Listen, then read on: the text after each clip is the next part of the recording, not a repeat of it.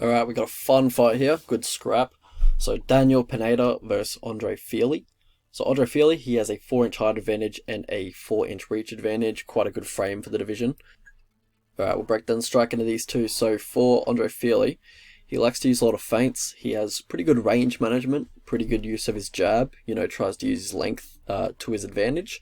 And I think he does that quite well. He's getting pretty good at it. I think that will be handy against an explosive striker like Pineda, who does tend to slow down as the fight goes on. When Andre Fili's on the front foot, he can just kind of follow his opponent. He doesn't cut the cage off or anything.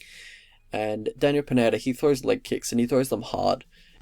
And as I said, Andre Fili always likes to be on the front foot, and he doesn't cut the cage off, so you know where he's going to stand. He's not really cutting angles. He's just kind of linear in front of you, and that comes with the predictable placement of the lead leg. So the leg's going to be there for Pineda.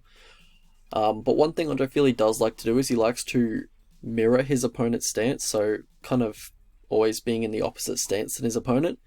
And that opens up the body kick and the high kick for him, which I think are his best weapons. And he does have a nice jab as well, as we talked about before. Good for maintaining distance, but when he does switch southpaw, which is what he'll have to do if he wants to open up that body kick and that high kick for him, he's just got to be careful of the power shots of Pineda and that he's not getting tagged up too much. Because I believe his strike and defense in southpaw is definitely not as good as when he's in orthodox. It's obviously not his natural stance, so you can catch him when he's in southpaw. And for Pineda, everything is just with intent. Everything's with explosion. Big lead left hook, 3-2 in the pocket, naked overhand right. Everything's explosive. And we talked about leg kicks before. And Fili, he doesn't check them. Plus, he's quite lead leg heavy. And you kind of know where the lead leg's going to be of Andre Fili. But he does have his hands low when he is throwing these leg kicks. And he pretty much has his hands low at all times. He doesn't like bringing his hands up, but he can throw these leg kicks in range and then get caught with a hard 2 down the middle, or just whatever really, because he has his hands low, he throws them in range, he's very close to his opponent. I think he's focused on his own offense, and he can pay the price in the pocket, when he's trying to throw these leg kicks. And one thing he does do that could get him in trouble in this fight is that he will lean back to his right to avoid strikes, just very predictably. So if you really get him leaning back with the jab and you try and follow him down with the straight right, I feel like that could catch Pineda at quite a high clip. Both these guys have quite underrated wrestling games, in my opinion. Andre Fili has a really nice reactive double, has really good timing on the reactive double. And Pineda, basically the same thing. Nice reactive double, good timing on the reactive double. But I believe Pineda does have a big advantage if it does hit the mat. He has very aggressive jiu-jitsu. He's always looking for submissions and reversals on bottom. And he's looking for damage on top. He is well versed on the mat.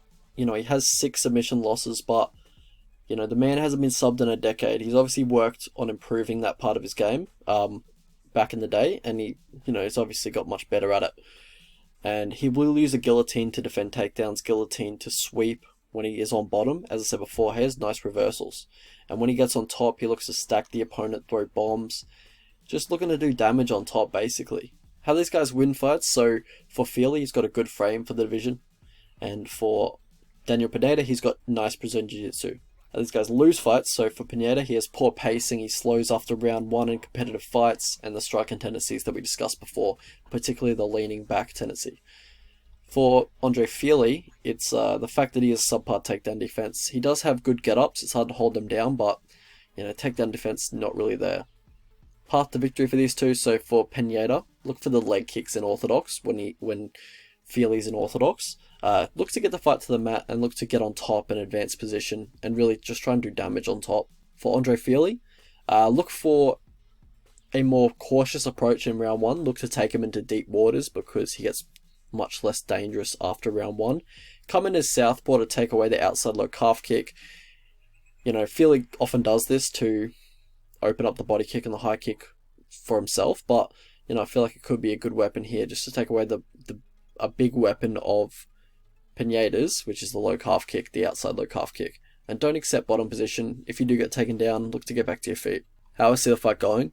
So let's have a look at Pineda's record. I had a lot of fun looking at his record. Alright, so there's a lot to look at. The guy's 35. He's never all of his wins are inside the distance. Only 5 of his 43 fights have gone to the cards, which is crazy. And if you look at his record, I think 19 of his 29 wins are in the first round. And yeah, like when it goes past round 1, he's 10-10. When it goes past the halfway point in a 15-minute or a 3-round fight, he's 4-7. And he's 3-5 when the fight goes into the third round. So if you take him into deep waters, he'll often drown. And, you know, he doesn't like going long in fights. He likes getting his work done early. He hasn't seen the third round since September 2016, which was 10 fights ago. But yeah, obviously, he's a very fun fighter to watch. Kill or be killed for sure, but geez, you got to take advantage of that. Obviously struggles as the fight goes long, so if I was Andre Fili, I'd definitely look to take advantage of that. As I mentioned before, where is he? If you make the fight competitive, and if you make Pineda work in round 1, he will slow down drastically after that first round bell. I believe Fili will be able to survive the onslaught of the submission attempts and the bombs that Pineda is going to be throwing at him, just to dominate later on in the fight. Like, you can't just run over a guy like Andre Fili.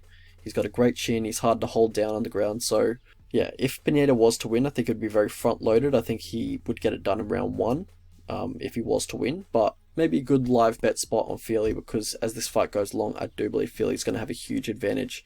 Even if he drops the first 2 rounds, could definitely see a 10-8 in round 3. So let's have a look at the betting lines.